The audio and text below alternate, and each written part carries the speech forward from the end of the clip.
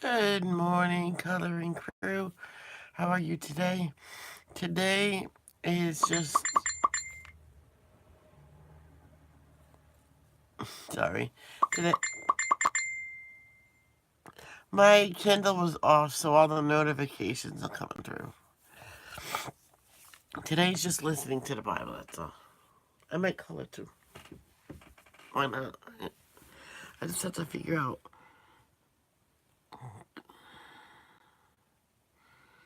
So, we're starting at 21.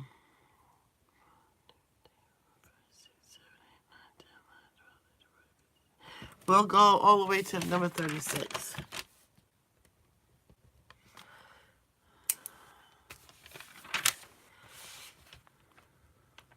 Then we'll be done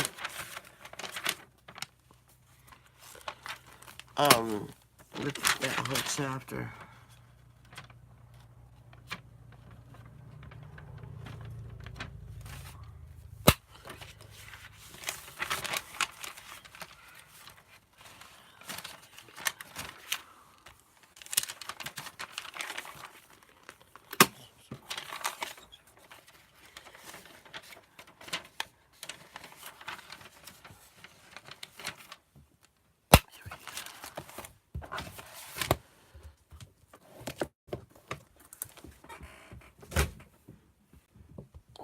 Right?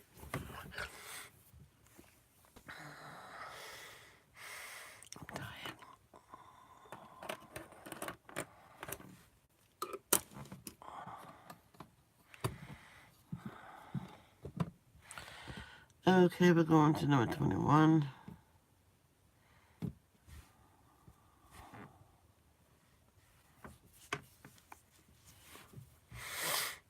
Our Father who art in heaven, hallowed be thy name. Thy kingdom come, thy will be done, on earth as it is in heaven. Give us this day our daily bread. Forgive us for our trespasses. Forgive those who trespass against us. Lead us not to temptation, but deliver us from evil. Amen. Hey, Bunny, how are you?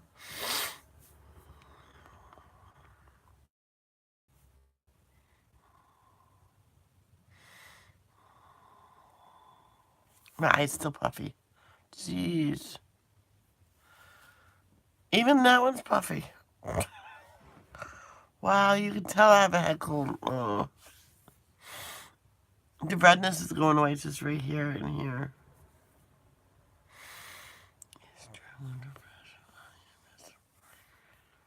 Oh, yeah, I know. I understand about depression. I'm missing my mama. I'm going to be seeing my godfather. He's in the same nursing home my mother died in. They would want you. They would want me to move on. Hey, Harry. I'm still thinking of what Ashley said last night, Harry. Oh my God, she's hilarious.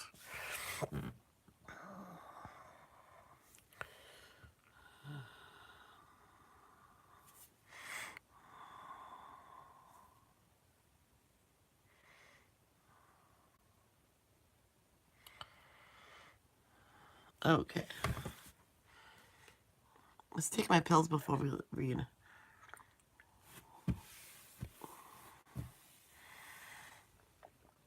And my nasal spray. Yeah, you were there, Harry. Yeah, you were there. Because I said, is Ashley really Harry? You were there because you just got up. And Ashley says, I'm not hairy. The only hairy thing on me is my legs. You were there.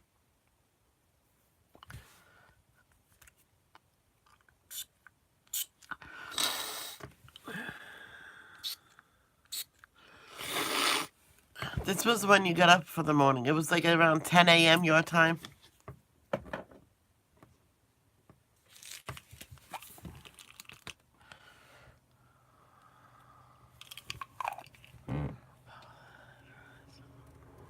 It's okay.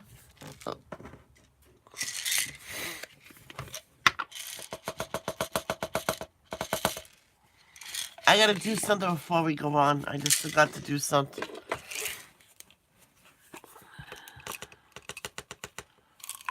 Alright. I'll be right back.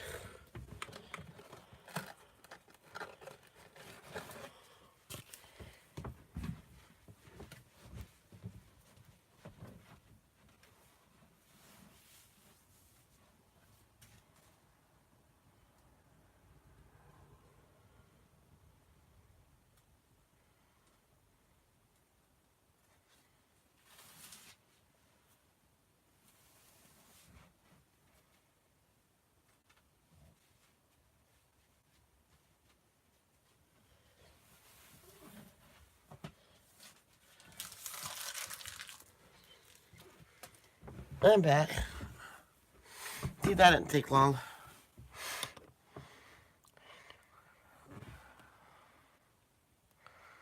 Yep. Yep, they would want you to be good.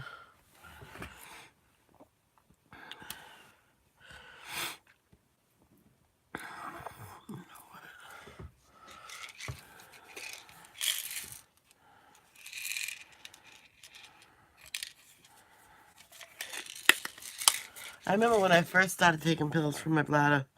Man, side effects.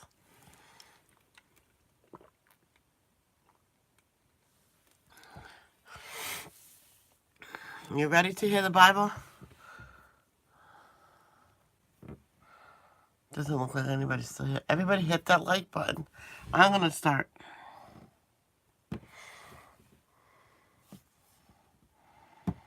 Chapter 21.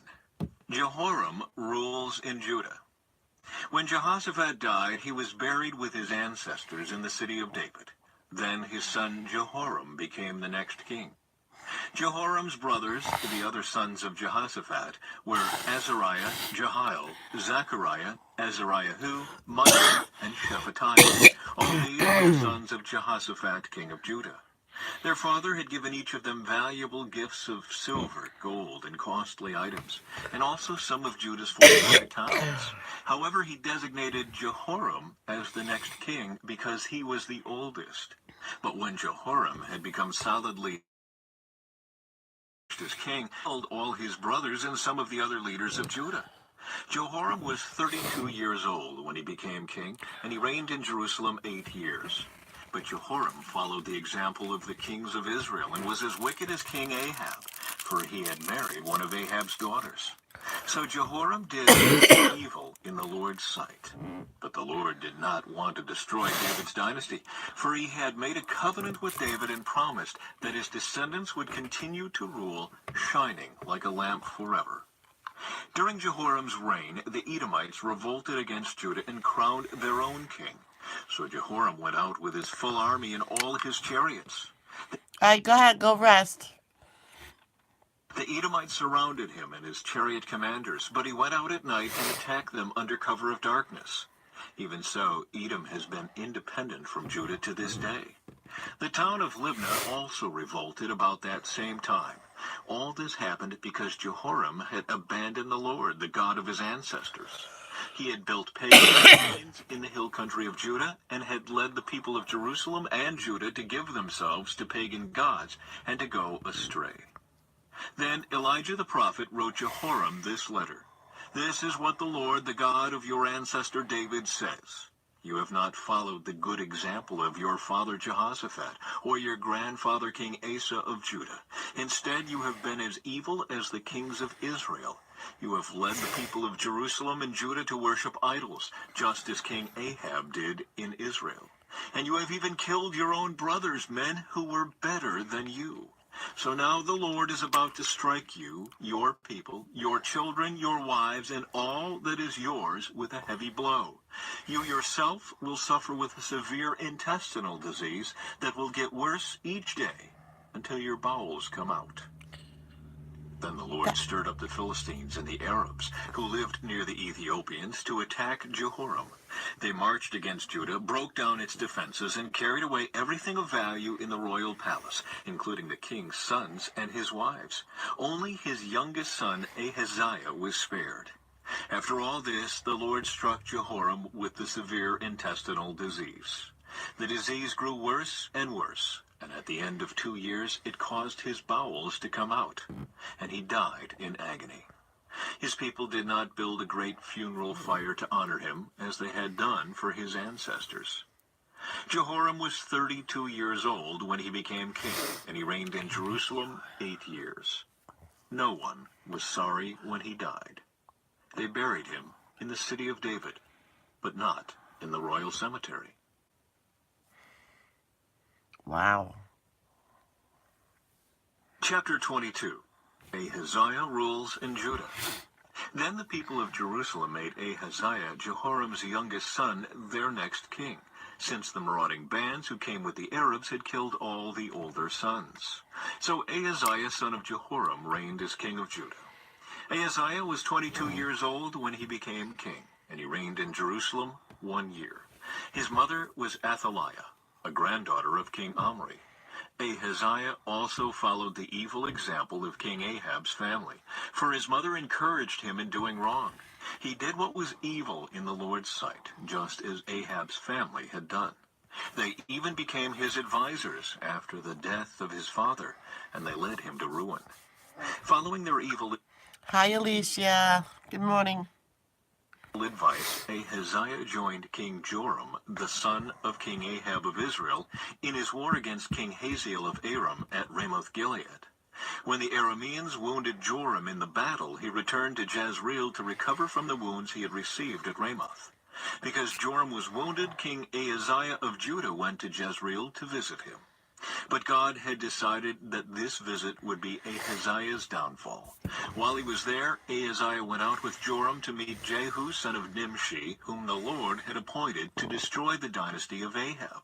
While Jehu was executing judgment against the family of Ahab, he happened to meet some of Judah's officials and Ahaziah's relatives, who were traveling with Ahaziah. So Jehu killed them all. Then Jehu's men searched for Ahaziah, and they found him hiding in the city of Samaria. They brought him to Jehu, who killed him. Ahaziah was given a decent burial because the people said he was the grandson of Jehoshaphat, a man who sought the Lord with all his heart. But none of the surviving I don't know. members of Ahaziah's family was capable of ruling the kingdom. Queen Athaliah rules in Judah. When Athaliah, the mother of King Ahaziah of Judah, learned that her son was dead, she began to destroy the rest of Judah's royal family. But Ahaziah's sister Jehosheba, the daughter of King Jehoram, took Ahaziah's infant son Joash and stole him away from among the rest of the king's children, who were about to be killed. She put Joash and his nurse in a bedroom.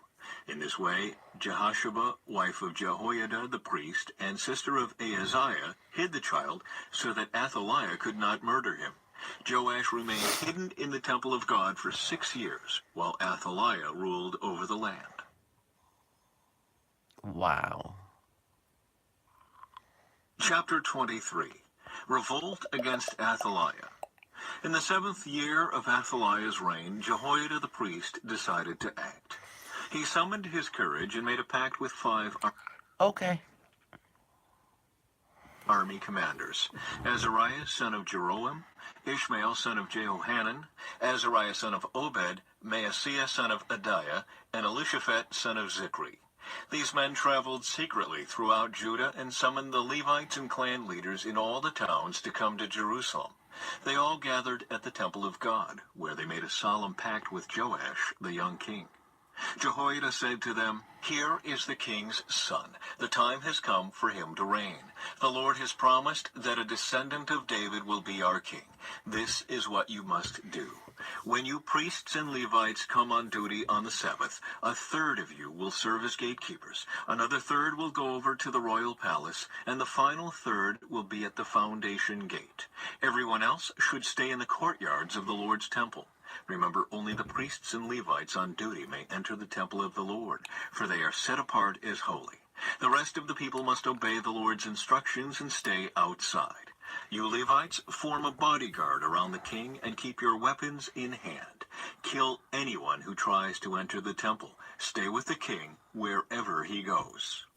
So the Levites and all the people of Judah did everything as Jehoiada the priest ordered. The commanders took charge of the men reporting for duty that Sabbath, as well as those who were going off duty. Jehoiada the priest did not let anyone go home after their shift ended. Then Jehoiada supplied the commanders with the spears and the large and small shields that had once belonged to King David and were stored in the temple of God. He stationed all the people around the king with their weapons ready. They formed a line from the south side of the temple around to the north side and all around the altar. Then Jehoiada and his sons brought out Joash, the king's son, placed the crown on his head, and presented him with a copy of God's laws. They anointed him and proclaimed him king, and everyone shouted, "Long live the king!" The death of Athaliah. When Athaliah heard the noise of the people running and the shouts of praise to the king, she hurried to the Lord's temple to see what was happening. When she arrived, she saw the newly crowned king standing in his place of authority by the pillar at the temple entrance. The commanders and trumpeters were surrounding him, and people from all over the land were rejoicing and blowing trumpets. Singers with musical instruments were leading the people in a great celebration. When Athaliah saw all this, she tore her clothes in despair and shouted, "Treason! Treason!" Then Jehoiada the priest ordered the commanders who were in charge of the troops, "Take her to the soldiers in front of the temple and kill anyone who tries to rescue her." Well, hello there. Forever.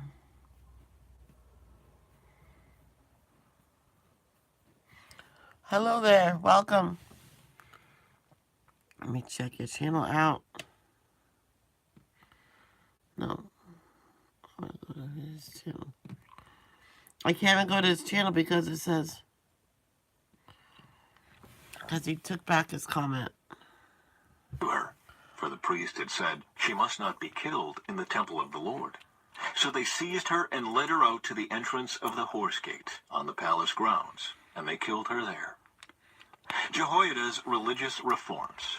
Then Jehoiada made a covenant between himself and the king and the people, that they would be the Lord's people.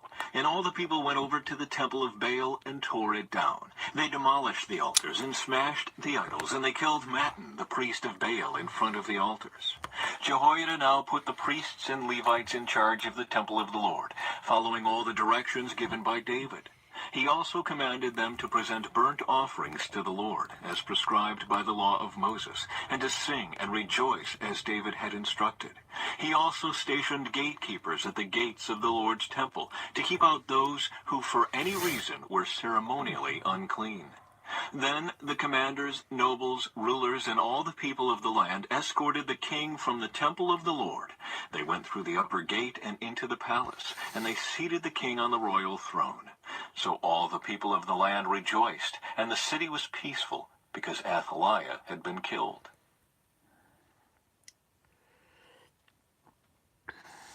Chapter 24. Joash repairs the temple. Joash was 7 years old when he became king, and he reigned in Jerusalem 40 years. His mother was Zibiah from Beersheba. Joash did what was pleasing in the Lord's sight throughout the lifetime of Jehoiada the priest. Jehoiada chose 2 wives for Joash, and he had sons and daughters.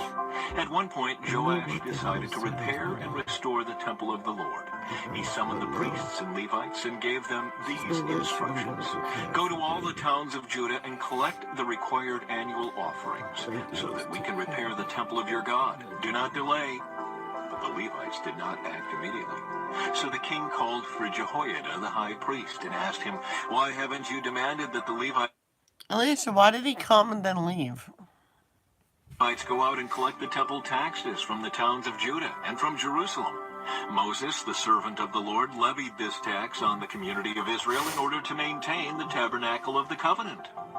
Over the years, the followers of wicked Athaliah had broken into the temple of God, and they had used all the dedicated things from the temple of the Lord to worship the images of Baal.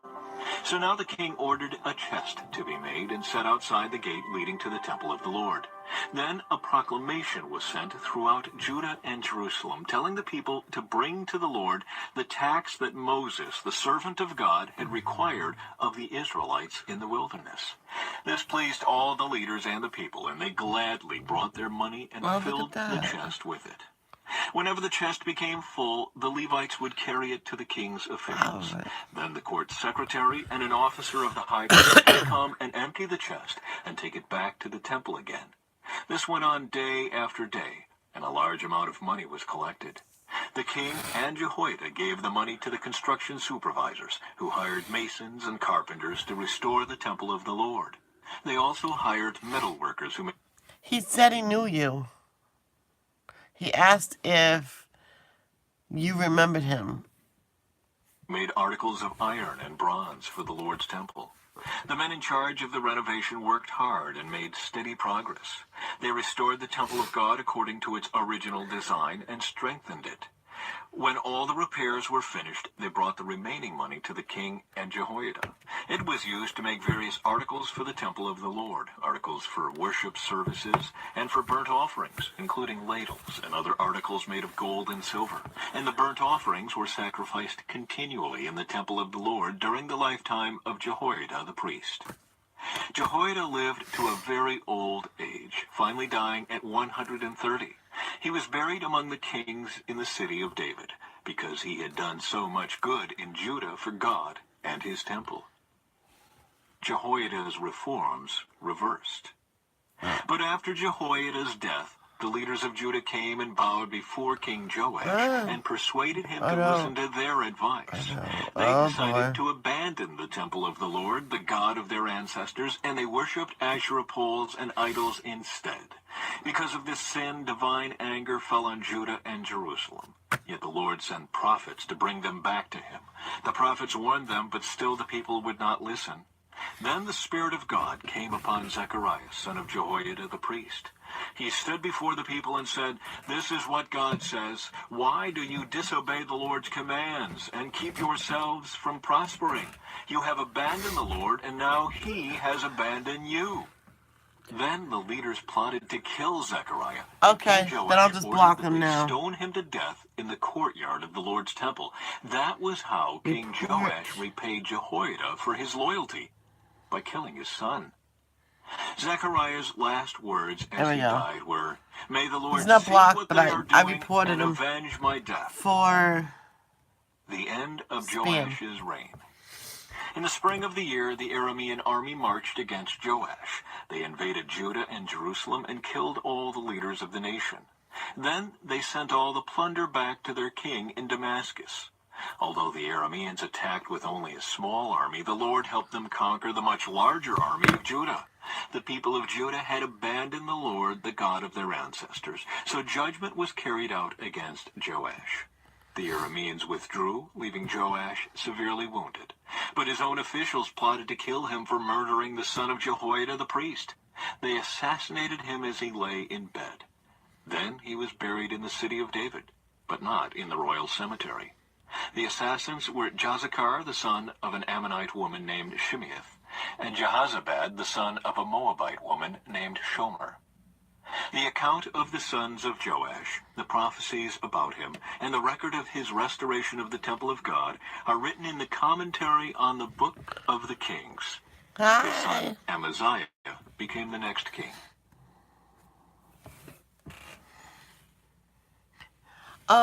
I didn't realize I did not update my iPad or my iPhone. I updated this phone, but I thought I updated the other ones. I don't know. Chapter 25. Amaziah rules in Judah. Amaziah was 25 years old when he became king, and he reigned in Jerusalem 29 years. His mother was Jehoiadan from Jerusalem. Amaziah did what was pleasing in the Lord's sight, but not wholeheartedly. When Amaziah was well established as king, he executed the officials who had assassinated his father. However, he did not kill the children of the assassins, for he obeyed the command of the Lord as written by Moses in the book of the law. Parents must not be put to death for the sins of their children, nor children for the sins of their parents. Those deserving to die must be put to death for their own crimes. Right. Then Amaziah organized the army, assigning generals and captains for all Judah and Benjamin. He took a census and found that he had an army of 300,000 select troops, 20 years old and older. all trained in the use of spear and shield. He also paid about 7,500 pounds of silver to hire 100,000 experienced fighting men from Israel. But a man of God came to him and said, "Your Majesty, do not hire troops from Israel, for the Lord is not with Israel. He will not help those people of Ephraim. If you let them go with your troops into battle, you will be defeated by the enemy no matter how well you fight. God will overthrow you, for he has the power to help you or to trip you up." Amaziah asked the man of God, "But what about all that silver I paid to hire the army of Israel?" The man of God replied, "The Lord is able to give you much more than this." So Amaziah discharged the hired troops and sent them back to Ephraim. This made them very angry with Judah, and they returned home in a great rage.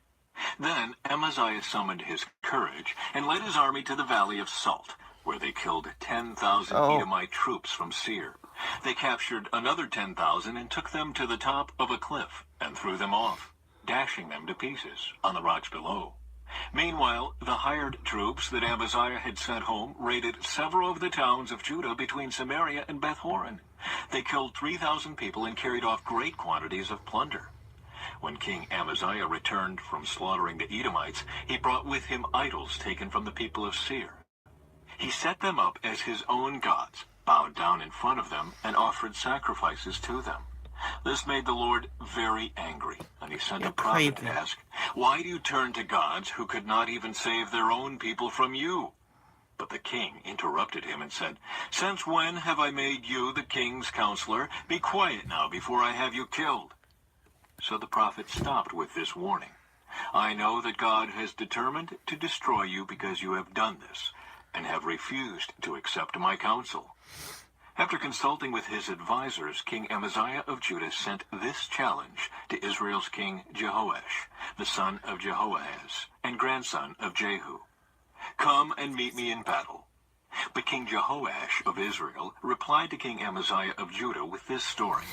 "Out in the Lebanon mountains, a thistle sent a message to a mighty cedar tree, 'Give your daughter in marriage to my son.' But just then a wild animal of Lebanon came by and stepped on the thistle, crushing it. You are saying, 'I have defeated Edom,' and you are very proud of it. But my advice is to stay at home. Why stir up trouble that will only bring disaster on you and the people of Judah?" But Amaziah refused to listen, for God was determined to destroy him for turning to the gods of Edom. So King Jehoash of Israel mobilized his army against King Amaziah of Judah. The two armies drew up their battle lines at Beth-shemesh in Judah. Judah was routed by the army of Israel, and its army scattered and fled for home. King Jehoash of Israel captured Judah's king, Amaziah, son of Joash, and grandson of Ahaziah at Beth-shemesh. Then he brought him to Jerusalem, where he demolished 600 feet of Jerusalem's wall, from the Ephraim gate to the corner gate. He carried off all the gold and silver and all the articles from the temple of God that had been in the care of Obed-Edom. He also seized the treasures of the royal palace, along with hostages, and then returned to Samaria. King Amaziah of Judah lived on for 15 years after the death of King Jehoash of Israel. The rest of the events in Amaziah's reign, from beginning to end, are recorded in the book of the kings of Judah and Israel. After Amaziah turned away from the Lord, there was a conspiracy against his life in Jerusalem, and he fled to Lachish. But his enemies sent assassins after him, and they killed him there. They brought his body back on a horse, and he was buried with his ancestors in the city of David.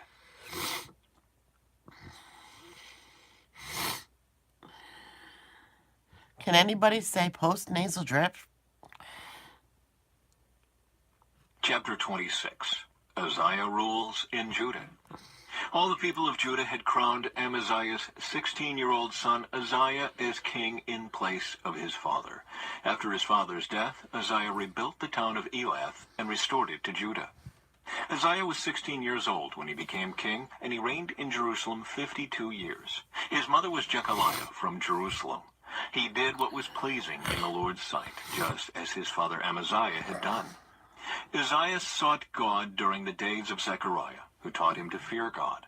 And as long as the king sought guidance from the Lord, God gave him success. Uzziah declared war on the Philistines and broke down the walls of Gath, Jabneh, and Ashdod. Then he built new towns in the Ashdod area and in other parts of Philistia. God helped him in his wars against the Philistines, his battles with the Arabs of Gur, and his wars with the Meunites. The Meunites paid annual tribute to him, and his fame spread even to Egypt, for he had become very powerful. Uzziah built fortified towers in Jerusalem at the corner gate, at the valley gate, and at the angle in the wall. He also constructed forts in the wilderness and dug many water cisterns, because he kept great herds of livestock in the foothills of Judah and on the plains. Yeah. He was also a man who loved the sword. There you go, Alex. Post-nasal drip. It's aggravating. Were you lurking? You don't say hi. Hi. Soil. He had many workers who cared for his farms and vineyards, both on the hillsides and in the fertile valleys. Uzziah had an army of well-trained warriors, ready to march into battle, unit by unit. This army had been mustered and organized by Jeiel, the secretary of the army, and his assistant Maaseiah. They were under the direction of Hananiah, one of the king's officials. These regiments of mighty warriors were commanded by 2,600 clan leaders. The army consisted of 307,500 men, all elite troops. They were prepared to assist the king against any enemy. Uzziah provided the entire army with shields, spears, helmets, coats of mail, bows, and sling stones. And he built structures on the walls of Jerusalem, designed by experts, to protect those who shot arrows. See, my other phone didn't have Facebook on it, or YouTube. That's what I needed. And hurled large stones from the towers and the corners of the wall. His fame spread far and wide, for the Lord gave him marvelous help, and he became very powerful. Uzziah's sin and punishment. But when he had become powerful, he also became proud, which led to his downfall. He sinned against the Lord his God by entering the sanctuary of the Lord's temple and personally burning incense on the incense altar. Azariah the high priest went in after him with 80 other priests of the Lord, all brave men. They confronted King Uzziah and said, "It is not for you, Uzziah, to burn incense to the Lord. That is the work of the priests alone, the descendants of Aaron, who are set apart for this work. Get out of the sanctuary, for you have sinned. The Lord God will not 11 p.m. is night. Not honor you for this." Uzziah, who was holding an incense burner, became furious. But as he was standing there raging at the priests before the incense altar in the Lord's temple, leprosy suddenly broke out on his forehead. When Azariah the high priest and all the other priests saw the leprosy, they rushed him out. And the king himself was eager to get out because the Lord had struck him. So King Uzziah had leprosy until the day he died. He lived in isolation in a separate house, for he was excluded from the temple of the Lord. His son Jotham was put in charge of the royal palace, and he governed the people of the land. The rest of the events of Uzziah's reign... How about this? A good day. That takes care of the whole thing. Beginning to end are recorded by the prophet Isaiah, son of Amos. When Uzziah died, he was buried with his ancestors. His grave was in a nearby burial field belonging to the kings, for the people said he had leprosy. And his son Jotham became the next king. So I was just looking at my new pencils. I'm like, oh, they're so beautiful. Both sets. I'm like, oh my God. I'm all set with pencils for life. Chapter 27. Jotham rules in Judah.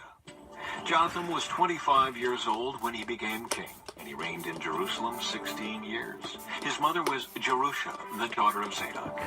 Jotham did what was pleasing in the Lord's sight. He did everything his father Uzziah had done, except that Jotham did not sin by entering the temple of the Lord.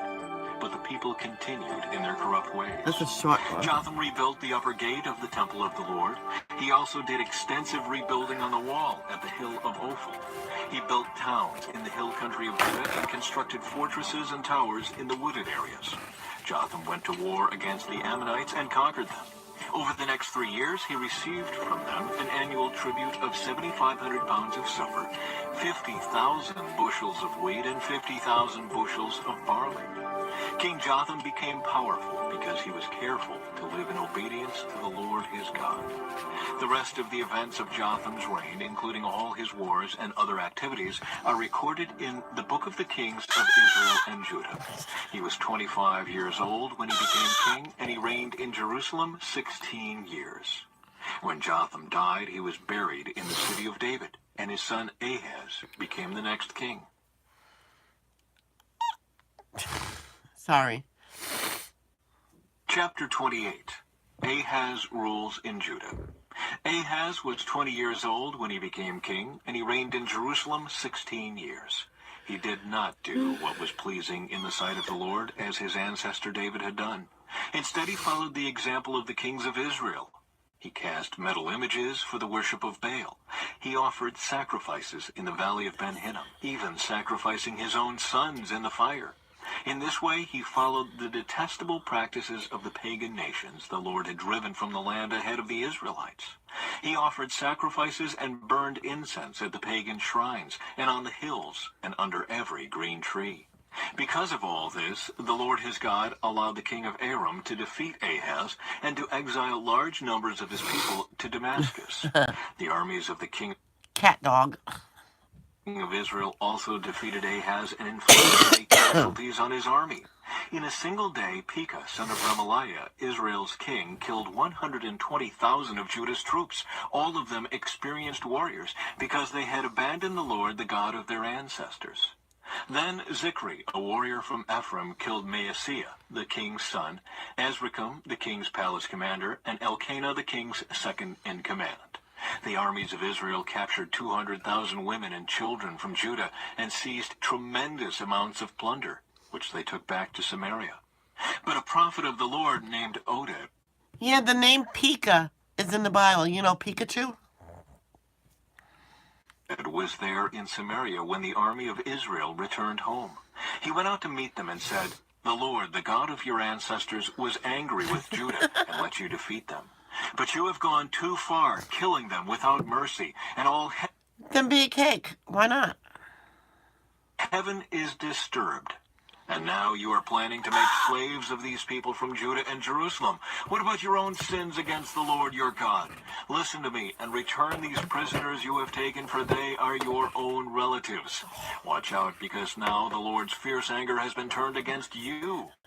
Then some of the leaders of Israel, Azariah, son of Jehohanan, Berechiah, son of Meshillemoth, Jehizkiah, son of Shallum, and Amasa, son of Hadlai, agreed with this and confronted the men returning from battle. "You must not bring the prisoners here," they declared. "We cannot afford to add to our sins and guilt. Our guilt is already great, and the Lord's fierce anger is already turned against Israel." So the warriors released the prisoners and handed over the plunder in the sight of the leaders and all the people. Then Yeah, let's be good today. The Lord is speaking. and the four men just mentioned by name came forward and distributed clothes from the plunder to the prisoners who were naked. They provided clothing and sandals to wear, gave them enough food and drink, and dressed their wounds with olive oil. They put those who were weak on donkeys and took all the prisoners back to their own people in Jericho, the city of palms. Then they returned to Samaria. Ahaz closes the temple. At that time, King Ahaz of Judah asked the king of Assyria for help. The armies of Edom had again invaded Judah and taken captives, and the Philistines had raided towns located in the foothills of Judah and in the Negev of Judah. They had already captured and occupied Beth-Shemesh, Ajalon, Gederoth, Soko with its villages, Timnah with its villages, and Gimzo with its villages. The Lord was humbling Judah because of King Ahaz of Judah, who had encouraged his people to sin and had been utterly unfaithful to the Lord. You know, Ashley, the poor girl's already working. So when King Tiglath-Pileser of Assyria arrived, he attacked Ahaz instead of helping him. Ahaz took valuable items from the Lord's God could strike you down now, Harry. You be careful. temple, the royal palace, and from the homes Get of 'em. his officials, and Not gave me. them to the king of Assyria as Him. tribute. But this did not help him. Even during this time of trouble, King Ahaz continued to reject the Lord. He offered sacrifices to the gods of Damascus who had defeated him, for he said, "Since these gods helped the kings of Aram, they will help me too if I sacrifice to them." But instead, they led to his ruin and the ruin of all Judah. The king took the various articles from the temple of God and broke them into pieces. He shut the doors of the Lord's temple so that no one could worship there, and he set up altars to pagan gods in every corner of Jerusalem. He made pagan shrines in all the towns of Judah for offering sacrifices to other gods. In this way he aroused the anger of the Lord, the God of his ancestors. The rest of the events of Ahaz's reign and everything he did from beginning to end are recorded in the book of the kings of Judah and Israel. When Ahaz died, he was buried in Jerusalem, but not in the royal cemetery of the kings of Judah. Then his son Hezekiah became the next king.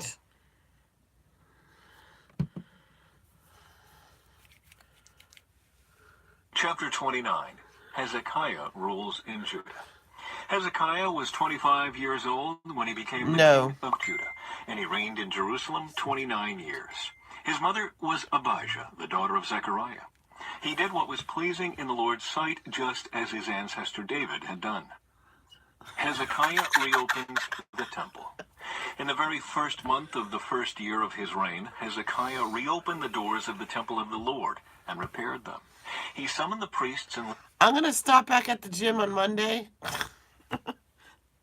They're going to think I fell off the face of the earth.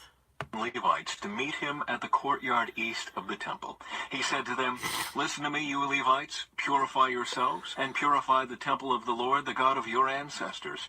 Remove all the defiled things from the sanctuary. Our ancestors were unfaithful and did what was evil in the sight of the Lord our God. They abandoned the Lord and his dwelling place. They turned their backs on him. They also shut the doors to the temple's entry room, and they snuffed out the lamps. They stopped burning incense and presenting burnt offerings at the sanctuary of the God of Israel. That is why the Lord's anger has fallen upon Judah and Jerusalem.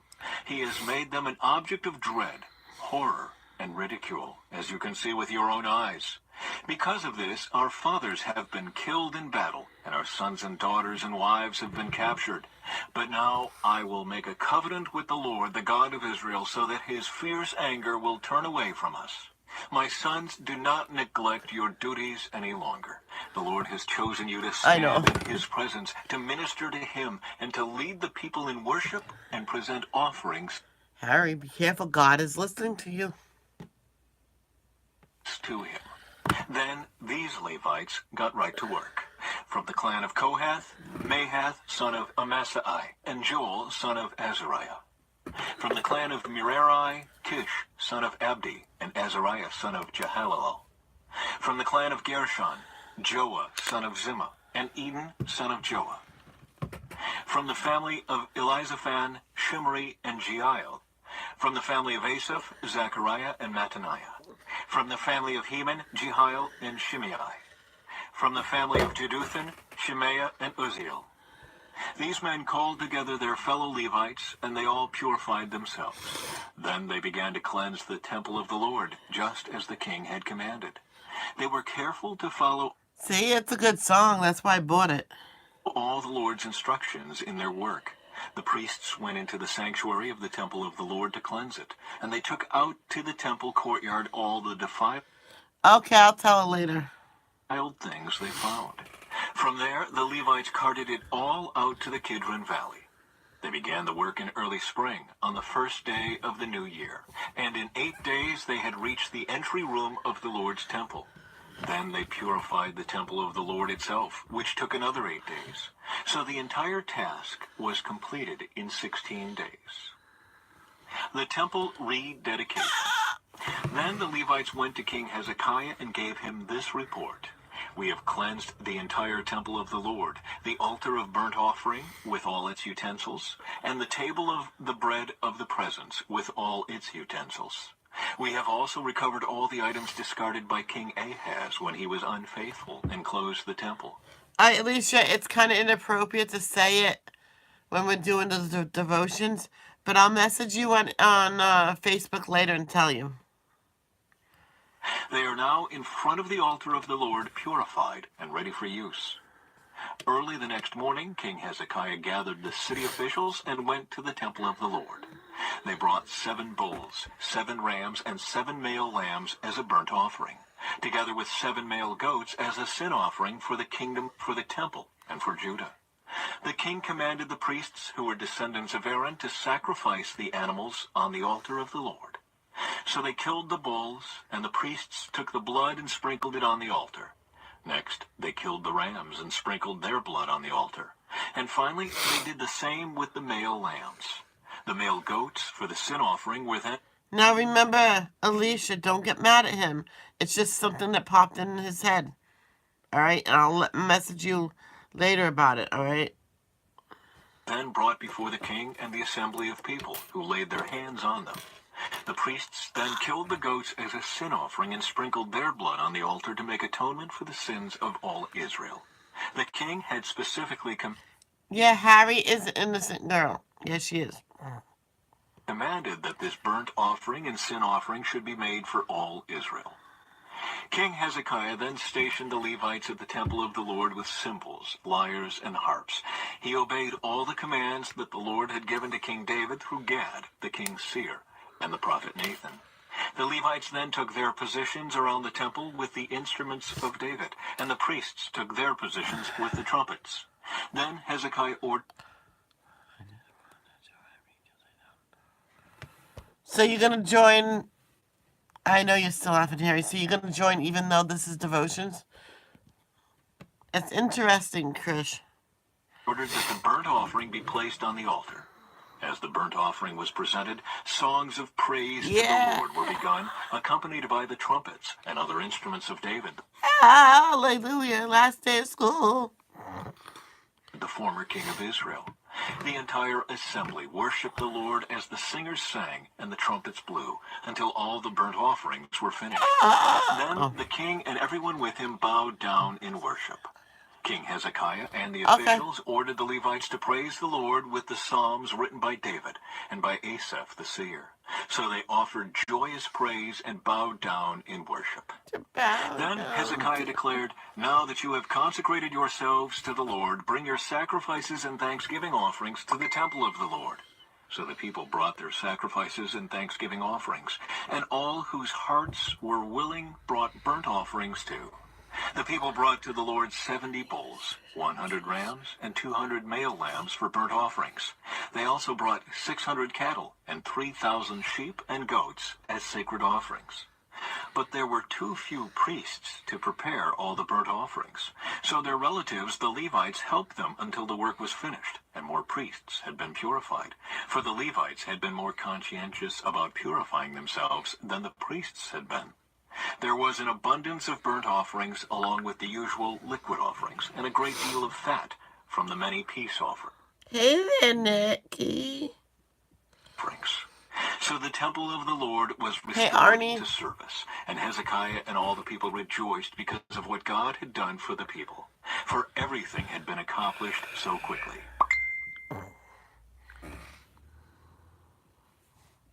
Chapter 30. Preparations for Passover. King Hezekiah now sent word to all Israel and Judah, and he wrote letters of invitation to the people of Ephraim and Manasseh. He asked everyone to come to the temple of the Lord at Jerusalem to celebrate the Passover of the Lord, the God of Israel. The king, his officials, and all the community of Jerusalem decided to celebrate Passover a month later than usual. They were unable to celebrate it at the prescribed time because not enough priests could be purified by then, and the people had not yet assembled at Jerusalem. This plan for keeping the Passover seemed right to the king and all the people. So they sent a proclamation throughout all Israel, from Beersheba in the south to Dan in the north, inviting everyone to come to Jerusalem to celebrate the Passover of the Lord, the God of Israel. The people had not been celebrating it in great numbers as required in the law. At the king's command, runners were sent throughout Israel and Judah. They carried letters that said, "O people of Israel, return to the Lord, the God of Abraham, Isaac, and Israel, so that he will return to the few of us who have survived the conquest of the Assyrian kings. Do not be like your ancestors and relatives who abandoned the Lord." All right, good night, Alex. Lord, the God of their ancestors, and became an object of derision, as you yourselves can see. Uh-oh. Do not be stubborn, as they were, but submit yourselves to the Lord. Come to his temple, which he has set apart as holy forever. Worship the Lord your God, so that his fierce anger will turn away from you. For if you return to the Lord, your relatives and your children will be treated mercifully by their captors, and they will be able to return to this land. For the Lord your God is gracious and merciful. If you return to him, he will not continue to turn his face from you. Celebration of Passover. The runners went from town to town throughout Ephraim and Manasseh and as far as the territory of Zebulun. But most of the people just laughed at the runners and made fun of them. However, some people from Asher, Manasseh, and Zebulun humbled themselves and went to Jerusalem. At the same time, God's hand was on the people in the land of Judah, giving them all one heart to obey the orders of the king and his officials, who were following the word of the Lord. So a huge crowd assembled at Jerusalem in mid-spring to celebrate the festival of unleavened bread. They set to work and removed the pagan altars from Jerusalem. They took away all the incense altars and threw them into the Kidron Valley. On the 14th day of the second month, 1 month later than usual, the people slaughtered the Passover lamb. This shamed the priests and Levites, so they purified themselves and brought burnt offerings to the temple of the Lord. Then they took their places at the temple as prescribed in the law of Moses, the man of God. The Levites brought the sacrificial blood to the priests, who then sprinkled it on the altar. Since many of the people had not purified themselves, the Levites had to slaughter their Passover lamb for them to set them apart for the Lord. Most of those who came from Ephraim, Manasseh, Issachar, and Zebulun had not purified themselves. But King Hezekiah prayed for them, and they were allowed to eat the Passover meal anyway, even though this was contrary to the requirements of the law. For Hezekiah said, "May the Lord, who is good, pardon those who decide to follow the Lord, the God of their ancestors, even though they are not properly cleansed for the ceremony." And the Lord listened to Hezekiah's prayer and healed the people. So the people of Israel who were present in Jerusalem joyously celebrated the festival of unleavened bread for 7 days. Each day the Levites and priests sang to the Lord, accompanied by loud instruments. Hezekiah encouraged all the Levites regarding the skill they displayed as they served the Lord. The celebration continued for 7 days. Peace offerings were sacrificed, and the people gave thanks to the Lord, the God of their ancestors. The entire assembly then decided to continue the festival another 7 days, so they celebrated joyfully for another week. King Hezekiah gave the people 1,000 bulls and 7,000 sheep and goats for offerings, and the officials donated 1,000 bulls and 10,000 sheep and goats. Meanwhile, many more priests purified themselves. The entire assembly of Judah rejoiced, including the priests, the Levites, all who came from the land of Israel, the foreigners who came to the festival, and all those who lived in Judah. There was great joy in the city, for Jerusalem had not seen a celebration like this one since the days of Solomon, King David's son. Then the priests and Levites stood and blessed the people, and God heard their prayer from his holy dwelling in heaven. Yep. Chapter 31. Hezekiah's religious reforms. When the festival ended, the Israelites who attended went to all the towns of Judah, Benjamin, Ephraim, and Manasseh, and they smashed all the sacred pillars, cut down the Asherah poles, and removed the pagan shrines and altars. After this, the Israelites returned to their own towns and homes. Hezekiah then organized the priests and Levites into divisions to offer the burnt offerings and peace offerings, and to worship and give thanks and praise to the Lord at the gates of the temple. The king also made a personal contribution of animals for the daily morning and evening burnt offerings, the weekly Sabbath festivals, the monthly new moon festivals, and the annual festivals as prescribed in the law of the Lord.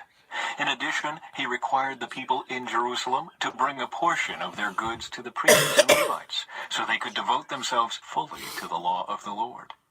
The people of Israel responded immediately and generously by bringing the first of their crops and grain, new wine, olive oil, honey, and all the produce of their fields.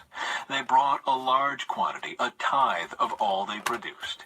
The people who had moved to Judah from Israel, and the people of Judah themselves, brought in the tithes of their cattle, sheep, and goats, and a tithe of the things that had been dedicated to the Lord their God, and they piled them up in great heaps. They began piling them up in late spring, and the heaps continued to grow until early autumn. When Hezekiah and his officials came and saw these huge piles, they thanked the Lord and his people Israel. "Where did all this come from?" Hezekiah asked the priests and Levites. And Azariah the high priest, from the family of Zadok, replied, "Since the people began bringing their gifts to the Lord's temple, we have had enough to eat and plenty to spare. The Lord has blessed his people, and all this is left over." Hezekiah ordered that storerooms be prepared in the temple of the Lord. When this was done, the people faithfully brought all the tithes and gifts to the temple. Conaniah the Levite was put in charge, assisted by his brother Shimei. Get some water, Layla. All right, Alicia. The supervisors under them were Jehiel, Azaziah, Nahath, Asahel, Jeremoth, Jozabad, Eliel, Ismachiah, Mahath, and Benaiah. These appointments were made by King Hezekiah and Azariah the chief official in the temple of God. Kor, son of Imnah the Levite, who was the gatekeeper at the east gate, was put in charge of distributing the voluntary offerings given to God, the gifts, and the things that had been dedicated to the Lord. His faithful assistants were Eden, Miniamin, Jeshua, Shemaiah, Amariah, and Shechaniah. They distributed the gifts among the families of priests in their towns by their divisions, dividing the gifts fairly among old and young alike. They distributed the gifts to all males 3 years old or older, regardless of their place in the genealogical records. The distribution went to all who would come to the Lord's temple to perform their daily duties, according to their divisions. They distributed gifts to the priests who were listed by their families in the genealogical records, and to the Levites 20 years old or older who were listed according to their jobs and their divisions.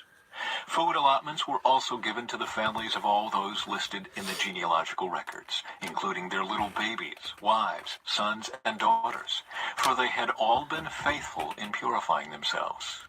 As for the priests, the descendants of Aaron, who were living in the open villages around the towns, men were appointed by name to distribute portions to every male All right, Alicia, bye-bye.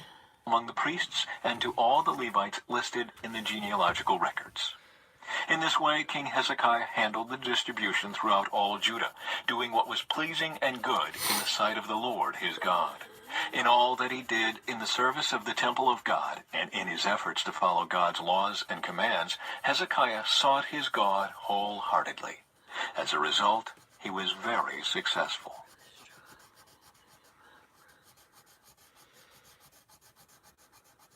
Chapter 32. Assyria invades Judah. After Hezekiah had faithfully carried out this work, King Sennacherib of Assyria invaded Judah. He laid siege to the fortified towns, giving orders for his army to break through their walls. When Hezekiah realized that Sennacherib also intended to attack Jerusalem, he consulted with his officials and military advisors, and they decided to stop the flow of the springs outside the city. They organized a huge work crew to stop the flow of the springs, cutting off the brook that ran through the fields. For they said, "Why should the kings of Assyria come here and find plenty of water?" Then Hezekiah worked hard at repairing all the broken sections of the wall, erecting towers, and constructing a second wall outside the first. He also reinforced the supporting terraces in the city of David, and manufactured large numbers of weapons and shields. He appointed military officers over the people and assembled them before him in the square at the city gate. Okay. Then Hezekiah encouraged them by saying, "Be strong and courageous. Don't be afraid or discouraged because of the king of Assyria or his mighty army, for there is a power far greater on our side. He may have a great army, but they are merely men. We have the Lord our God to help us and to fight our battles for us." Hezekiah's words greatly encouraged the people. Sennacherib threatens Jerusalem. While King Sennacherib of Assyria was still besieging the town of Lachish, he sent his officers to Jerusalem with this message for Hezekiah and all the people in the city. "This is what King Sennacherib of Assyria says. What are you trusting in that makes you think you can survive my siege of Jerusalem? Hezekiah has said, the Lord our God will rescue us from the king of Assyria. Surely Hezekiah is misleading you, sentencing you to death by famine and thirst. Don't you realize that Hezekiah is the very person who destroyed all the Lord's shrines and altars? He commanded Judah and Jerusalem to worship only at the altar at the temple and to offer sacrifices on it alone. Surely you must realize what I and the other kings of Assyria before me have done to all the people of the earth. Were any of the gods of those nations able to rescue their people from my power? Which of their gods was able to rescue its people from the destructive power of my predecessors? What makes you think your God can rescue you from me? Don't let Hezekiah deceive you. Don't let him fool you like this. I say it again, no God of any nation or kingdom has ever yet been able to rescue his people from me or my ancestors. How much less will your God rescue you from my power? And Sennacherib's officers further mocked the Lord God and his servant Hezekiah, heaping insult upon insult. The king also sent letters scorning the Lord, the God of Israel. He wrote, just as the gods of all the other nations failed to rescue their people from my power, so the God of Hezekiah will also fail. The Assyrian officials who brought the letters shouted this in Hebrew to the people gathered on the walls of the city, trying to terrify them so it would be easier to capture the city. These officers talked about the God of Jerusalem as though he were one of the pagan gods made by human hands. Then King Hezekiah and the prophet Isaiah, son of Amos, cried out in prayer to God in heaven. And the Lord sent an angel who destroyed the Assyrian army with all its commanders and officers. So Sennacherib was forced to return home in disgrace to his own land.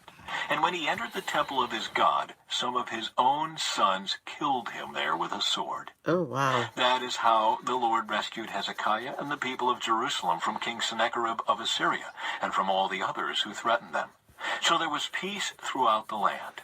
From then on, King Hezekiah became highly respected among all the surrounding nations, and many gifts for the Lord arrived at Jerusalem, with valuable presents for King Hezekiah too. Hezekiah's sickness and recovery. About that time, Hezekiah became deathly ill. He prayed to the Lord who healed him and gave him a miraculous sign. But Hezekiah did not respond appropriately to the kindness shown him, and he became proud. So the Lord's anger came against him and against Judah and Jerusalem. Then Hezekiah humbled himself and repented of his pride, as did the people of Jerusalem. So the Lord's anger did not fall on them during Hezekiah's lifetime. Hezekiah was very wealthy and highly honored.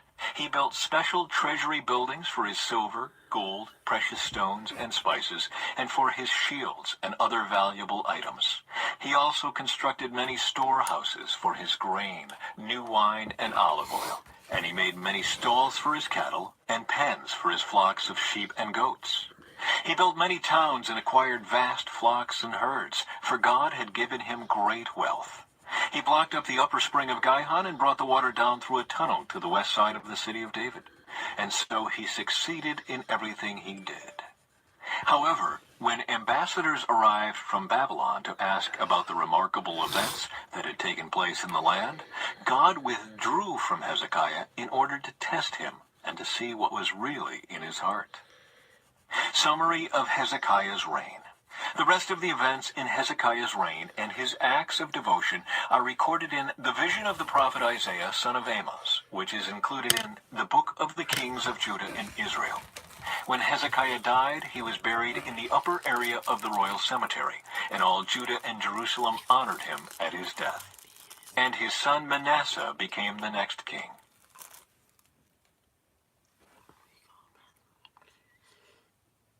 Chapter 33. Manasseh rules in Judah. Manasseh was 12 years old when he became king, and he reigned in Jerusalem 55 years. He did what was evil in the Lord's sight, following the detestable practices of the pagan nations that the Lord had driven from the land ahead of the Israelites. He rebuilt the pagan shrines his father Hezekiah had broken down. He constructed altars for the images of Baal and set up Asherah poles. He also bowed before all the powers of the heavens and worshipped them. He built pagan altars in the temple of the Lord, the place where the Lord had said, "My name will remain in Jerusalem forever." He built these altars for all the powers of the heavens in both courtyards of the Lord's temple. Manasseh also sacrificed his own sons in the fire in the valley of Ben Hinnom. He practiced sorcery, divination, and witchcraft, and he consulted with mediums and psychics. He did much that was evil in the Lord's sight, arousing his anger. Manasseh even took a carved idol he had made and set it up in God's temple, the very place where God had told David and his son Solomon, "My name will be honored forever in this temple and in Jerusalem, the city I have chosen from among all the tribes of Israel. If the Israelites will be careful to obey my commands, all the laws, decrees, and regulations given through Moses, I will not send them into exile from this land that I set aside for your ancestors." But Isaiah 40:31. But those who hope in the Lord will renew their strength. They will soar on wings like eagles. They will run and not grow weary. They will walk and not be faint. That is so true. I remember reading that one. But Manasseh led the people of Judah and Jerusalem to do even more evil than the pagan nations that the Lord had destroyed when the people of Israel entered the land. The Lord spoke to Manasseh and his people, but they ignored all his warnings. So the Lord sent the commanders of the Assyrian armies, and they took Manasseh prisoner. They put a ring through his nose, bound him in bronze chains, and led him away to Babylon. But while in deep distress, Manasseh sought the Lord his God and sincerely humbled himself before the God of his ancestors. And when he prayed, the Lord listened to him and was moved by his request. So the Lord brought Manasseh back to Jerusalem and to his kingdom. Then Manasseh finally realized that the Lord alone is God. After this, Manasseh rebuilt the outer wall of the city of David, from west of the Gihon Spring in the Kidron Valley to the Fish Gate, and continuing around the hill of Ophel. He built the wall very high, and he stationed his military officers in all of the fortified towns of Judah. Manasseh also removed the foreign gods and the idol from the Lord's temple. He tore down all the altars he had built on the hill where the temple stood, and all the altars that were in Jerusalem, and he dumped them outside the city. Then he restored the altar of the Lord and sacrificed peace offerings and thanksgiving offerings on it. He also encouraged the people of Judah to worship the Lord, the God of Israel. However, the people still sacrificed at the pagan shrines, though only to the Lord their God. The rest of the events of Manasseh's reign, his prayer to God, and the words the seers spoke to him in the name of the Lord, the God of Israel, are recorded in the book of the Kings of Israel. Manasseh's prayer, the account of the way God answered him, and an account of all his sins and unfaithfulness are recorded in the record of the seers. It includes a list of the locations where he built pagan shrines and set up Asherah poles and idols before he humbled himself and repented. When Manasseh died, he was buried in his palace. Then his son Amon became the next king. Amon rules in Judah. Amon was 22 years old when he became king, and he reigned in Jerusalem 2 years. He did what was evil in the Lord's sight, just as his father Manasseh had done. He worshipped and sacrificed to all the idols his father had made. But unlike his father, he did not humble himself before the Lord. Instead, Amon sinned even more. Then Ammon's own officials conspired against him and assassinated him in his palace. But the people of the land killed all those who had conspired against King Ammon, and they made his son Josiah the next king.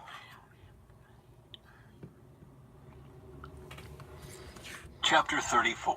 Josiah rules in Judah. Josiah was 8 years old when he became king, and he reigned in Jerusalem 31 years. He did what was pleasing in the Lord's sight and followed the example of his ancestor David. He did not turn away from doing what was right. During the 8th year of his reign, while he was still young, Josiah began to seek the God of his ancestor David. Then, in the 12th year, he began to purify Judah and Jerusalem, destroying all the pagan shrines, the Asherah poles, and the carved idols and cast images.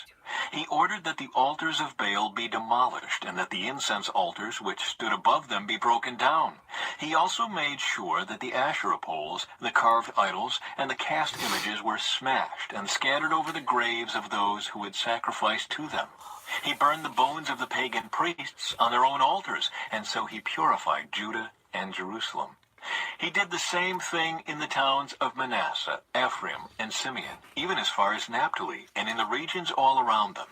He destroyed the pagan altars and the Asherah poles, and he crushed the idols into dust. He cut down all the incense altars throughout the land of Israel. Finally, he returned to Jerusalem. In the 18th year of his reign, after he had purified the land and the temple, Josiah appointed Shaphan son of Azaliah, Maaseiah the governor of Jerusalem, and Joah son of Joahaz, the royal historian, to repair the temple of the Lord his God. They gave Hilkiah the high priest the money that had been collected by the Levites, who served as gatekeepers at the temple of God. The gifts were brought by people from Manasseh, Ephraim, and from all the remnant of Israel, as well as from all Judah, Benjamin, and the people of Jerusalem. He entrusted the money to the men assigned to supervise the restoration of the Lord's temple. Then they paid the workers who did the repairs and renovation of the temple. They hired carpenters and builders who purchased finished stone for the walls and timber for the rafters and beams. They restored what earlier kings of Judah had allowed to fall into ruin. The workers served faithfully under the leadership of Jahath and Obadiah, Levites of the Merari clan, and Zechariah and Meshullam, Levites of the Kohathite clan. Other Levites, all of whom were skilled musicians, were put in charge of the laborers of the various trades. Still others assisted as secretaries, officials, and gatekeepers. Hilkiah discovers God's law. While they were bringing out the money collected at the Lord's temple, Hilkiah the priest found the book of the law of the Lord that was written by Moses. Hilkiah said to Shaphan the court secretary, "I have found the book of the law in the Lord's temple." Then Hilkiah gave the scroll to Shaphan. Shaphan took the scroll to the king and reported, "Your officials are doing everything they were assigned to do. The money that was collected at the temple of the Lord has been turned over to the supervisors and workmen." Shaphan also told the king, "Hilkiah the priest has given me a scroll." So Shaphan read it to the king. When the king heard what was written in the law, he tore his clothes in despair. Then he gave these orders to Hilkiah, Ahikam son of Shaphan, Akbor son of Micaiah, Shaphan the court secretary, and Asaiah the king's personal advisor. "Go to the temple and speak to the Lord for me, and for all the remnant of Israel and Judah. Inquire about the words written in the scroll that has been found. For the Lord's great anger has been poured out on us because our ancestors have not obeyed the word of the Lord. We have not been doing everything this scroll says we must do." So Hilkiah and the other men went to the new quarter of Jerusalem to consult with the prophet Huldah.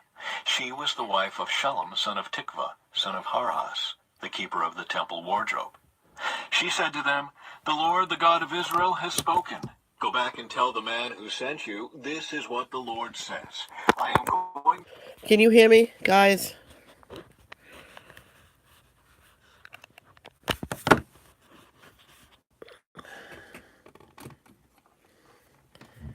Please tell me you can hear me. Please answer. Whew. Okay. Okay, hold on. We'll get back to it. I'll explain. It went dead, so I had to plug it in and hit the off button. Let me rewind this a little bit because you did miss a little bit of it. "Go to the temple and speak to the Lord for me, and for all the remnant of Israel and Judah. Inquire about the words written in the scroll that has been found. For the Lord's great anger has been poured out on us because our ancestors have not obeyed the word of the Lord. We have not been doing everything this scroll says we must do." So Hilkiah and the other men went to the new quarter of Jerusalem to consult with the prophet Huldah. She was the wife of Shallum son of Tikvah, son of Harhas, the keeper of the temple wardrobe. She said to them, "The Lord, the God of Israel, has spoken. Go back and tell the man who sent you, this is what the Lord says. I am going to bring disaster on this city and its people. All the curses written in the scroll that was read to the king of Judah will come true. For my people have abandoned me and offered sacrifices to pagan gods, and I am very angry with them for everything they have done. My anger will be poured out on this place, and it will not be quenched. But go to the king of Judah who sent you to seek the Lord and tell him, this is what the Lord, the God of Israel, says concerning the message you have just Yeah, it looks nice, Krish. heard. You were sorry and humbled yourself before God when you heard his words against this city and its people. You humbled yourself and tore your clothing in despair and wept before me in repentance. And I have indeed heard you, says the Lord. So I will not send the promised disaster until after you have died and been buried in peace. You yourself will not see the disaster I am going to bring on this city and its people. So they took her message back to the king. Josiah's religious reforms. Then the king summoned all the elders of Judah and Jerusalem. And the king went up to the temple of the Lord with all the people of Judah and Jerusalem, along with the priests and the Levites, all the people from the greatest to the least. There the king read them the entire book of the covenant that had been found in the Lord's temple. The king took his place of authority beside the pillar and renewed the covenant in the Lord's presence. He pledged to obey the Lord by keeping all his commands, laws, and decrees with all his heart and soul. He promised to obey all the terms of the covenant that were written in the scroll, and he required everyone in Jerusalem and the people of Benjamin to make a similar pledge. The people of Jerusalem did so, renewing their covenant with God, the God of their ancestors. So Josiah removed all detestable idols from the entire land of Israel and required everyone to worship the Lord, their God. And throughout the rest of his lifetime, they did not turn away from the Lord, the God of their ancestors.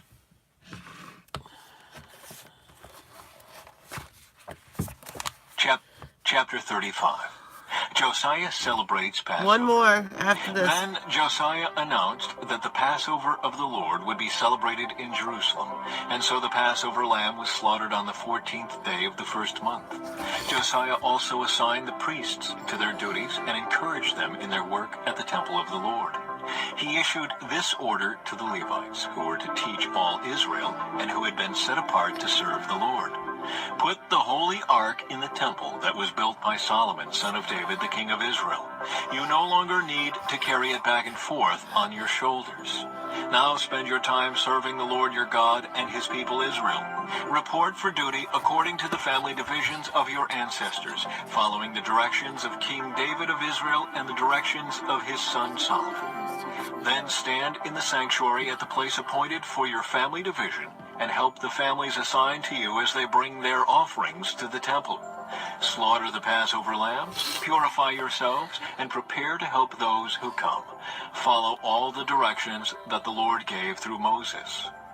Then Josiah provided 30,000 lambs and young goats for the people's Passover offerings, along with 3,000 cattle, all from the king's own flocks and herds. The king's officials also made willing contributions to the people, priests, and Levites. Hilkiah, Zechariah, and Jehiel, the administrators of God's temple, gave the priests 2,600 lambs and young goats and 300 cattle as Passover offerings. The Levite leaders, Conaniah and his brothers Shemaiah and Nethanel, as well as Hashabiah, Jeiel, and Jozabad, gave... What he said did not make me feel good. He was watching me because he doesn't know what to watch, so... 5,000 lambs and young goats and 500 cattle to the Levites for their Passover offerings. When everything was ready for the Passover celebration, the priests and the Levites took their places, organized by their divisions as the king had commanded. The Levites then slaughtered the Passover lambs and presented the blood to the priests, who sprinkled the blood on the altar while the Levites prepared the animals. They divided the burnt offerings among the people by their family groups, so they could offer them to the Lord as prescribed in the book of Moses. They did the same with the cattle. Then they roasted the Passover lambs as prescribed, and they boiled the holy offerings in pots, kettles, and pans, and brought them out quickly so the people could eat them. Afterward, the Levites prepared Passover offerings for themselves and for the priests, the descendants of Aaron, because the priests had been busy from morning till night offering the burnt offerings and the fat portions. The Levites took responsibility for all these preparations. The musicians, descendants of Asaph, were in their assigned places, following the commands that had been given by David, Asaph, Heman, and Jeduthun, the king's seer. The gatekeepers guarded the gates and did not need to leave their posts of duty, for their Passover offerings were prepared for them by their fellow Levites. The entire ceremony for the Lord's Passover was completed that day. All the burnt offerings were sacrificed on the altar of the Lord, as King Josiah had commanded. All the Israelites present in Jerusalem celebrated Passover and the festival of unleavened bread for 7 days. Never since the time of the prophet Samuel had there been such a Passover. None of the kings of Israel had ever kept a Passover as Josiah did, involving all the priests and Levites, all the people of Jerusalem, and people from all over Judah and Israel. This Passover celebration took place in the 18th year of Josiah's reign. Josiah dies in battle. After Josiah had finished restoring the temple, King Necho of Egypt led his army up from Egypt to do battle at Carchemish on the Euphrates River, and Josiah and his army marched out to fight him.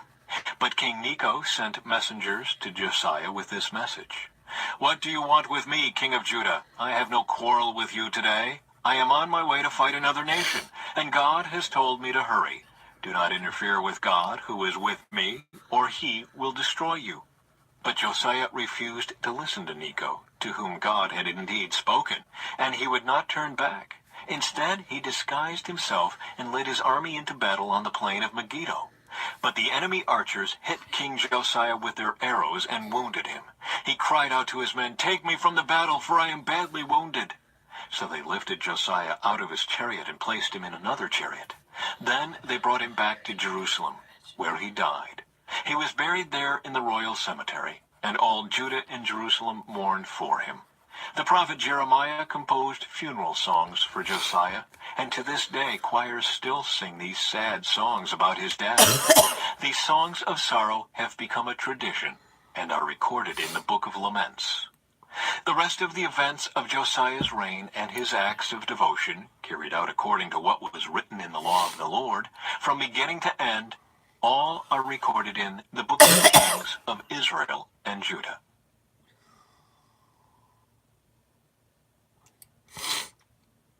Chapter 36. Jehoahaz rules in Judah.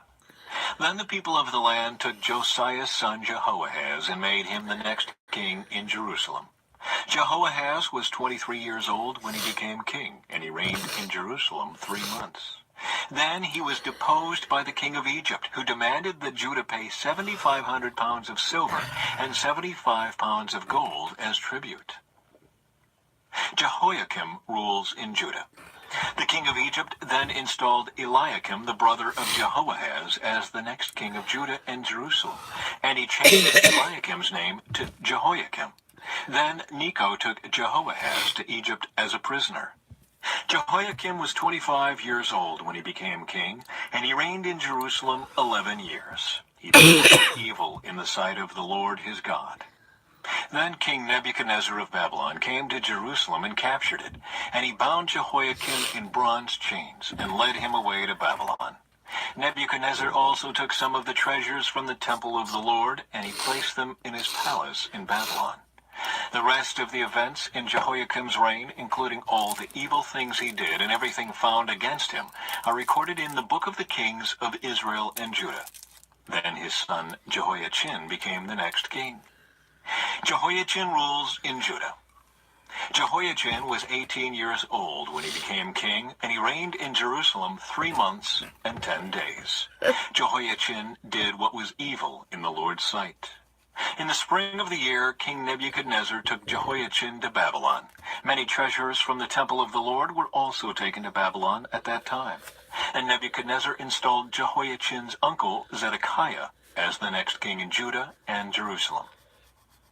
Zedekiah rules in Judah. Zedekiah was 21 years old when he became king, and he reigned in Jerusalem 11 years. He did what was evil in the sight of the Lord his God, and he refused to humble himself when the prophet Jeremiah spoke to him directly from the Lord.